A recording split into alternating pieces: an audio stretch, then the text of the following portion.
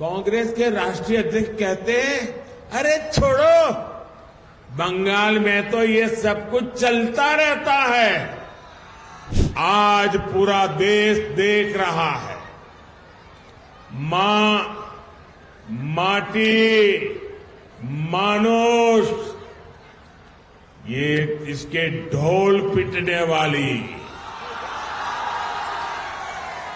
TMC ने संदेश खाली की बहनों के साथ जो किया है वो देखकर पूरा देश दुखी है, आक्रोशित है। और मैं कह सकता हूं कि राजा राम मोहन राय की आत्मा आज जहां भी होगी, इन लोगों के इन कारनामों के लेकर के अत्यंत दुखी हुई होगी, क्योंकि इन्होंने संदेश खाली में जो किया, राजा राम मोहन राय, उनकी आत्मा आज रोती होगी। टीएमसी के नेता ने संदेश खाली में बहनों बेटियों के साथ दुस्साहस की सारी हदें पार कर दी।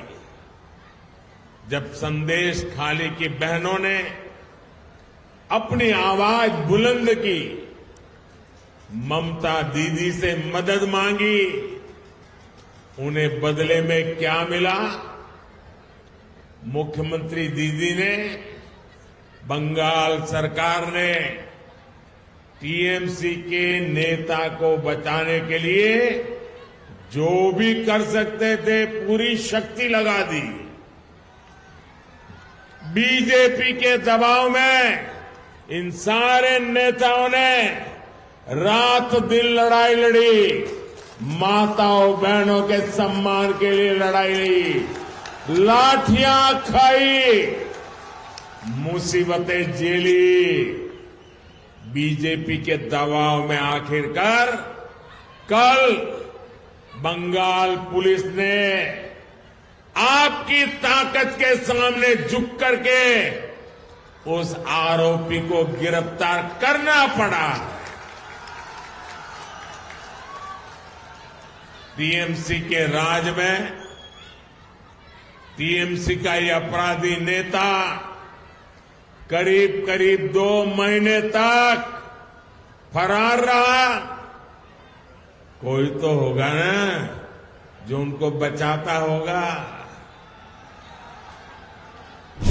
आज बंगाल की जनता यहां के मुख्यमंत्री दीदी से पूछ रही है, क्या कुछ लोगों का वोट आपके लिए संदेश खाली की पीड़ित महिलाओं से भी ज्यादा अहम हो गया है? अरे शर्म आनी चाहिए। बंगाल के मेरे भाइयों बहनों, मुझे सबसे ज्यादा हैरानी इंडी गठबंधन के बाकी नेताओं को देखकर होती है। इंडी गठबंधन के बड़े बड़े नेता संदेश खाली पर आंख, कान, मुंह, गांधी जी को जो 3 बंदर थे ना, उन 3 बंदरों की तरह आंख, कान, नाक, मुंह सब ये बंद करके बैठे हैं। पटना, बेंगलुरु, मुंबई, न जाने कहां कहां ये साथ मिलकर बैठकें करते हैं, लेकिन क्या लेफ्ट और कांग्रेस ने यहां की सरकार से, यहां के मुख्यमंत्री से जवाब मांगने की हिम्मत की क्या? इन लोगों से संदेश खाली की इन बहनों की तरफ एक नजर देखा भी नहीं गया। और आपने देखा है कांग्रेस के राष्ट्रीय अध्यक्ष ने क्या कहा, आप सुनकर के चौंक जाएंगे। मेरी माताओं बहनों, जो बंगाली में मेरा ट्रांसलेशन कर सकते हैं वो इन माताओं बहनों को जरूर बताएं। कांग्रेस के राष्ट्रीय अध्यक्ष ने कहा, कांग्रेस के राष्ट्रीय अध्यक्ष कहते हैं, अरे छोड़ो, बंगाल में तो ये सब कुछ चलता रहता है।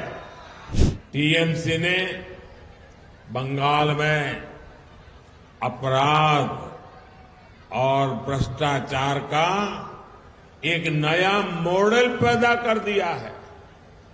राज्य सरकार भ्रष्टाचार को बढ़ावा देती है, अपराध को बढ़ावा देती है। इतना ही नहीं, अपराधियों को संरक्षण के बदले टीएमसी नेताओं को भर भर के पैसे मिलते हैं। टीएमसी ने यहां प्राइमरी टीचर्स की भर्ती में घोटाला किया कि नहीं किया? घोटाला किया कि नहीं किया? टीएमसी ने यहां म्यूनिसिपैलिटी भर्तियों में घोटाला किया कि नहीं किया? घोटाला किया कि नहीं किया? टीएमसी ने यहां सरकारी सामान की खरीद में घोटाला किया कि नहीं किया? घोटाला किया कि नहीं किया? टीएमसी ने यहां गरीब को राशन देने में घोटाला किया कि नहीं किया? किया कि नहीं किया?